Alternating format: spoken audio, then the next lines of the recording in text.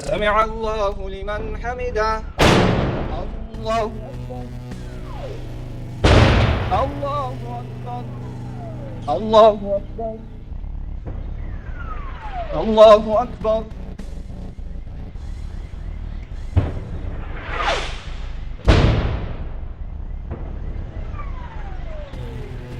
السلام. But do you think we can learn the lessons without telling the truth about the last 20 years?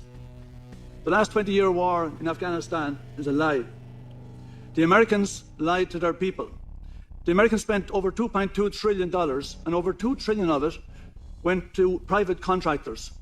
They used the war as a way of funneling US taxpayers' money to the private entities.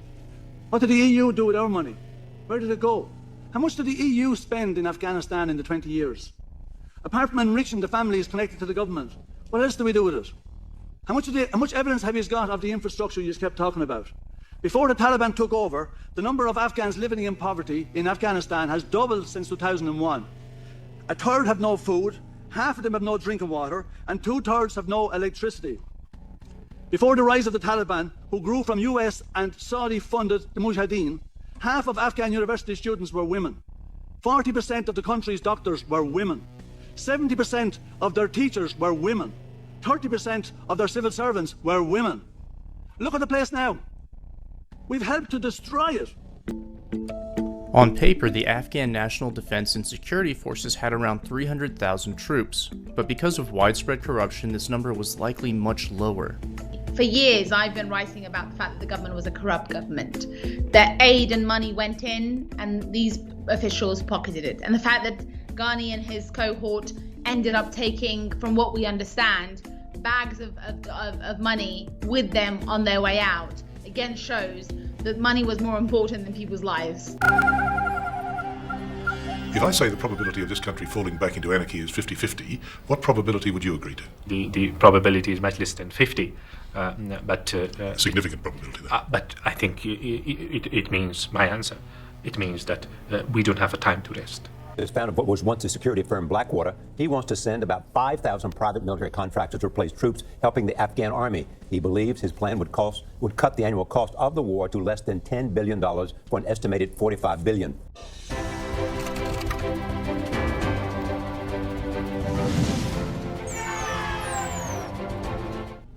Okay, so have I ever known anyone who got a six-figure overseas job that didn't have a military background?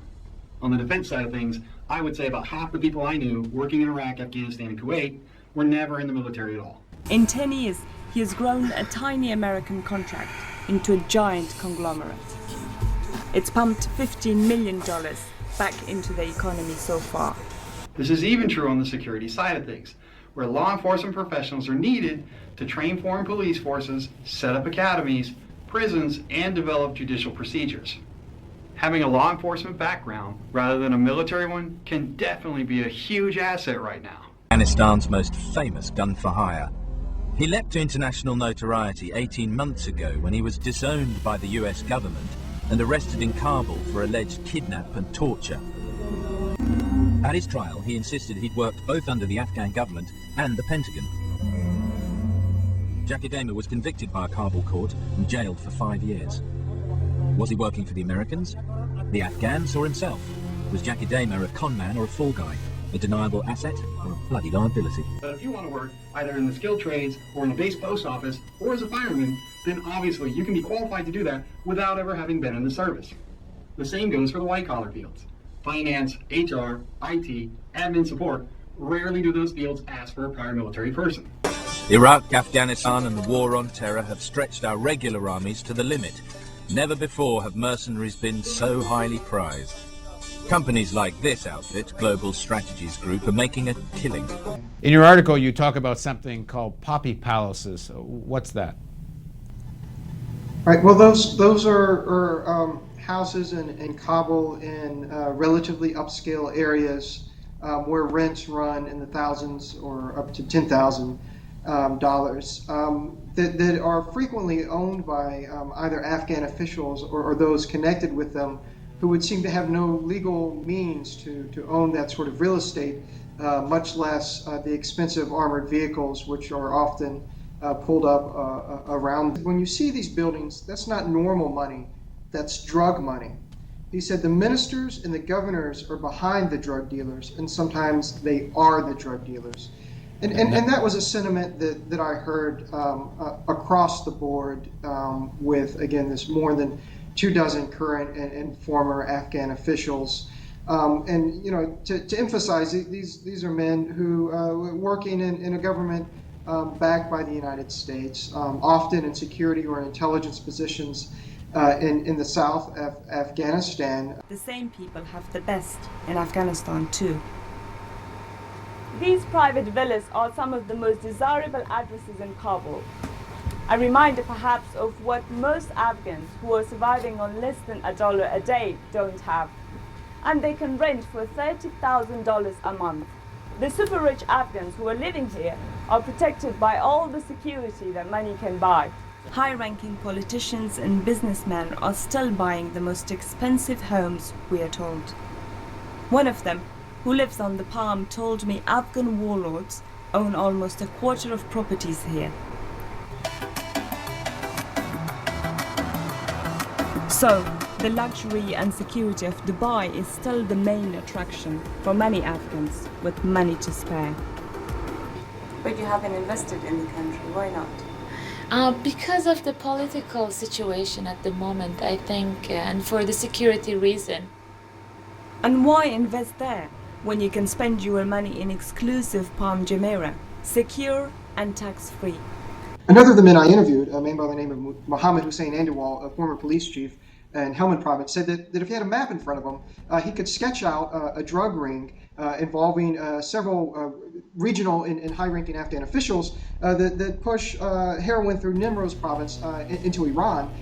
But he said that the principal thing standing between him doing that, him knowing that and him doing that, was that he would be killed. But the desperate state of the economy is threatening the nation. Tax and customs earnings are down. The wartime bubble of international military spending has burst. What's astonishing is that it's so open. It's illegal, of course, but apparently everybody's into it. There's no embarrassment, no shame, but then if you were dirt poor, would you be doing the same?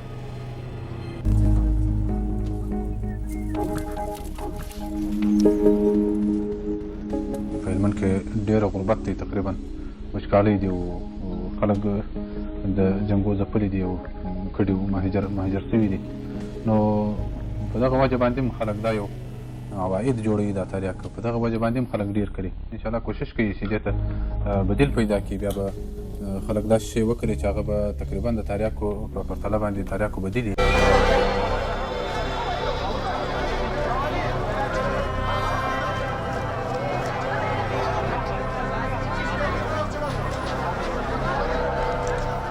Some of the traders here in Kabul's money market are quite wealthy men. This is a very, very busy place because much of the economic activity of this country is carried out in cash. That's because much of it is illegal. That's because half the national income of this country, 50% of it, comes from growing opium and selling heroin.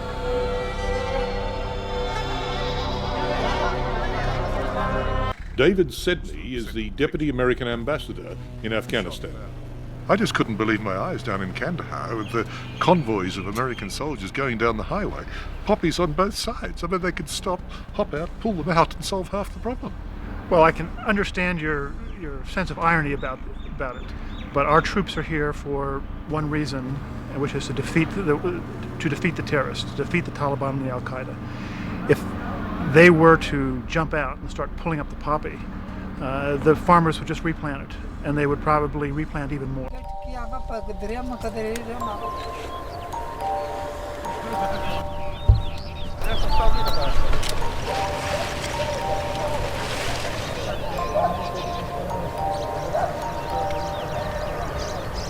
خو دلته بیا کوکنار چې دی تاریاک چې دی هغه تر ټولو ولایتو په هلمند کې ډېر کره کېږي حتی د پاکستان خلک هم دلته راځي د خصوصا د هغه افغانستان د ټولو ولایتو خلک هلمند ته راځي دلته بیا خپل ځان ته یو روزي پیدا کوي الله پاک بس یو روزي ورکړي دلته نیښ وي غربت پسې راخیستې وروره ستړیاوې ډېرې دي موږ تاسو ټولو ته معلومېږي د افغانستان حالات اوس بیخي ورځ په ورځ پر خرابېدو دی سمیږي نه